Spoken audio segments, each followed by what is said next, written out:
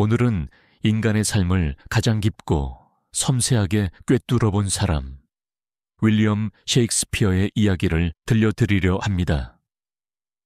그는 말했습니다. 모든 세상은 무대이며 우리는 모두 그 배우일 뿐이다. 이 짧은 문장은 지금도 우리의 삶을 다르게 바라보게 만듭니다. 윌리엄 셰익스피어는 1564년 영국 스트래포드 어폰에이번이라는 작은 마을에서 태어났습니다. 특별한 귀족 출신도 아니었고 아주 부유한 집안도 아니었습니다. 그저 평범한 시골 마을의 한 소년이었습니다. 그의 아버지 존 셰익스피어는 가죽 세공업자이자 마을 행정관이었고 어머니 메리 아드는 비교적 부유한 농가 출신이었습니다. 셰익스피어는 스트래포드 그래머스쿨이라는 지역 학교에 다녔습니다. 라틴어, 고전문학, 수사학 같은 과목을 중심으로 한 교육을 받으며 일찍부터 언어의 아름다움과 힘을 배우게 되었습니다.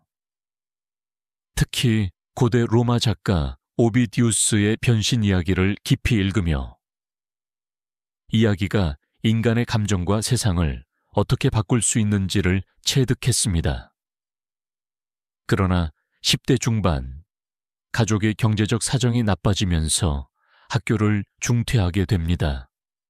정규 교육은 오래 이어지지 못했지만 그때부터 그는 스스로 책을 읽고 사람들의 대화를 관찰하며 자연스럽게 언어에 대한 감각을 키워나갔습니다. 18살이던 1582년 셰익스피어는 앤 해서웨이와 결혼합니다. 앤은 그보다 8살 연상이었고 결혼 후 얼마 지나지 않아 첫 딸 수제나를 얻었습니다.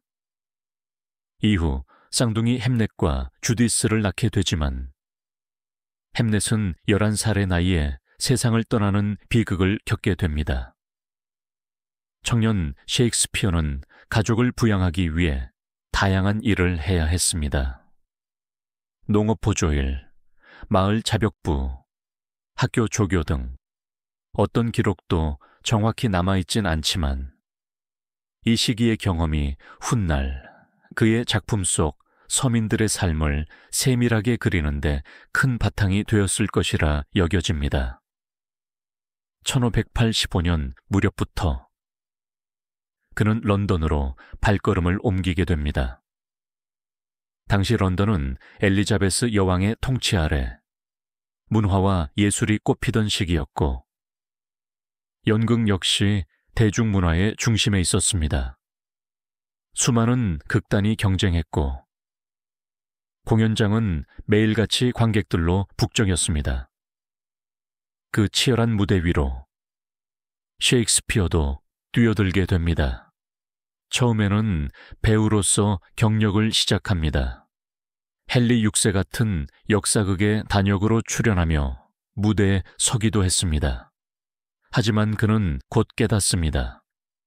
진짜 자신의 길은 연기가 아니라 이야기를 만드는 것에 있다는 것을 1590년대 초반부터 그는 본격적으로 극작을 시작합니다. 실수 연발, 말 관량이 길들이기 같은 초기 희극을 통해 빠르게 인기를 얻기 시작합니다. 1595년 그는 로미오와 줄리엣을 발표하며 비극 장르에서도 탁월한 재능을 보여줍니다. 셰익스피어는 단순한 로맨스를 넘어서 운명과 선택, 사랑과 죽음이라는 인간 존재의 본질을 깊이 있게 탐구했습니다. 1599년경 그는 로드 챔벌레인 극단의 일원이 되어 극장 경영에도 직접 참여하게 됩니다.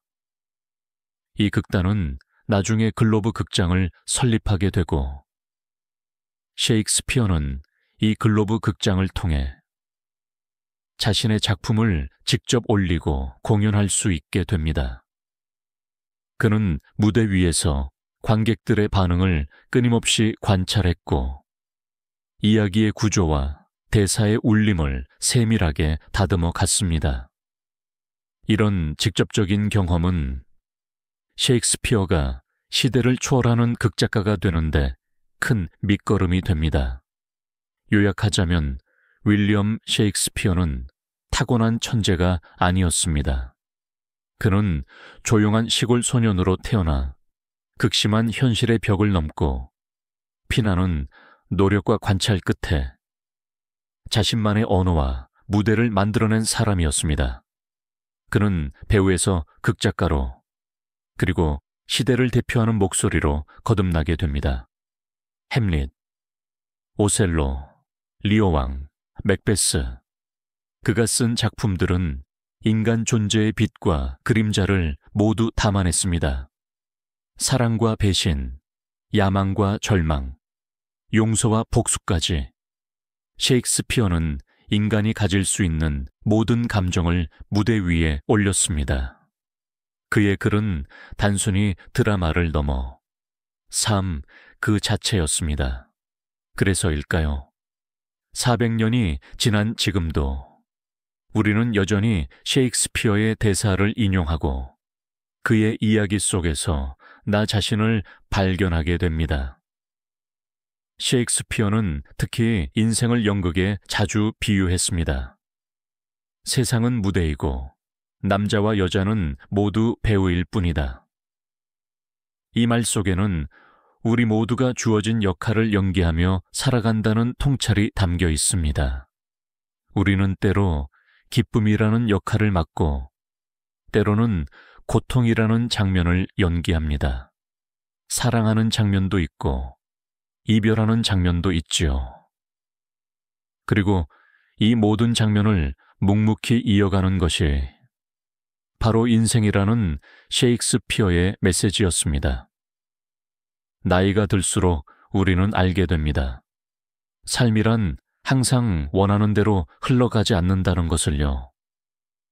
대본이 어딘가 틀어질 때도 있고 예상하지 못한 장면이 펼쳐질 때도 있습니다.